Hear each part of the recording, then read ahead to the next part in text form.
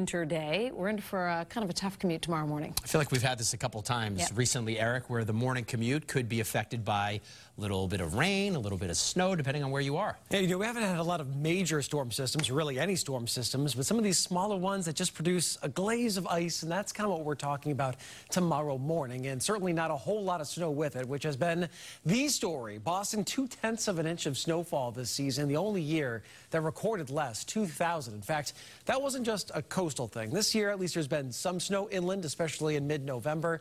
In 2000, we just had flurries and snow showers region-wide up through this state. But it has been a real slow start to winter. It is chilly outside, but seasonably so tonight.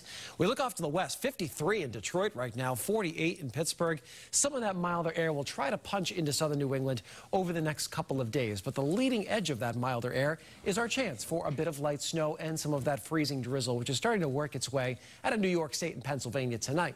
So winter weather advisories are up, not for a lot of snow, but for that light icy glaze, especially across the interior to start the day tomorrow. The temperatures will be coldest, and we'll get a little more precipitation squeezed out of this.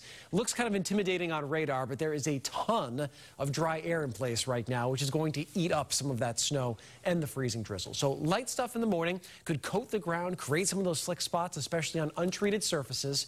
And then as we move past 9 a.m., we'll see temperatures start to bump up above freezing.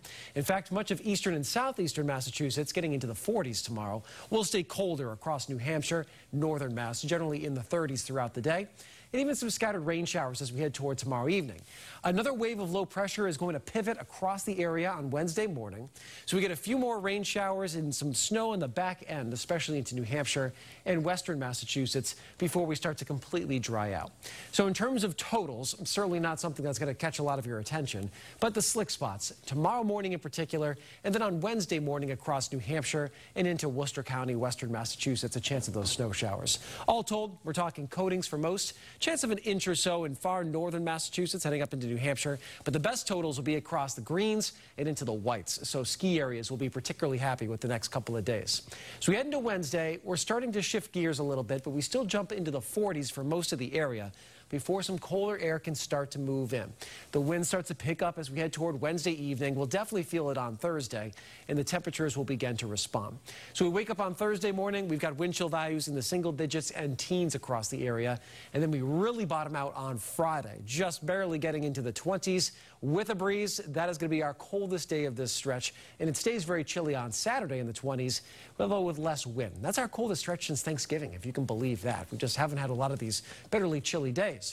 Then we head toward the end of the weekend. Developing storm system will be very close on Sunday. Still a question as to how far north this is going to climb or if it'll slide farther off to our south. We'll be keeping an eye on the trends for the next couple of days, but there's a chance that snow will start to work its way into southern New England on Sunday. Of course, we're interested. We're watching the Patriots. Cold air, definitely. 20s to around 30 degrees. It is going to be cold on Sunday. The snow question, we'll hammer out the details on that over the next couple of days as that storm gets closer. So there's your full 7-day. Definitely more wintry, and particularly starting on Thursday. So January is going to start to take the reins. David and Lisa, back to you. All right. Thank you, Eric.